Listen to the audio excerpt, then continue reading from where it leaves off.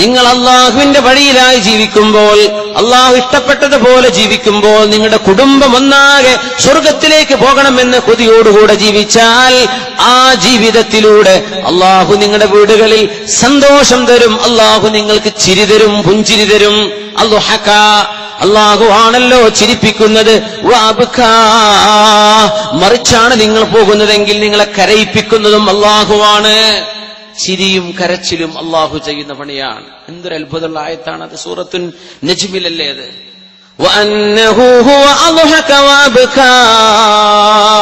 അള്ളാഹുവാണ് ചിരിപ്പിക്കുന്നത്, അള്ളാഹുവാണ് കരയിപ്പിക്കുന്നത് എന്ന് പറഞ്ഞാൽ മനുഷ്യന്റെ മനസ്സിലേക്ക് സന്തോഷം തരുന്നത് അള്ളാഹുവാണ്. നിന്റെ വാഹനമല്ല, നിന്റെ ജോലിയല്ല, നിന്റെ ശമ്പളമല്ല, നിന്റെ ബിസിനസ് അല്ല, ഒന്നുമല്ല. ആരാ സന്തോഷം തരുന്നത്? അള്ളാഹുവാണ്.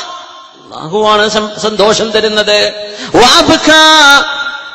കരയിപ്പിക്കുന്നതും അള്ളാഹുവിന്റെ തീരുമാനം തന്നെ, സന്തോഷിപ്പിക്കുന്നതും അള്ളാഹുവിന്റെ തീരുമാനമാണ്. അഷ്റഫുൽ ഖൽഖ് സ്വല്ലല്ലാഹു അലൈഹി വസല്ലം തങ്ങൾ ഈ സന്തോഷവും അള്ളാഹുവിന്റെ റഹ്മത്തും സക്കീനത്തും വീടുകളുടെ ഉള്ളിൽ ഉണ്ടായി കിട്ടാൻ എന്തൊക്കെ വേണമെന്ന് പഠിപ്പിച്ചിട്ടുണ്ടെന്നറിയുമോ? എന്തൊക്കെ വേണമെന്നാ പറഞ്ഞത്? വീടിന്റെ ഉള്ളിൽ എന്ത് വേണം? ഒന്ന്, ആ വീട് അള്ളാഹുവിനെ ഇഷ്ടപ്പെടുന്ന ആളുകളുടെ കൂട്ടായ്മയാകണം.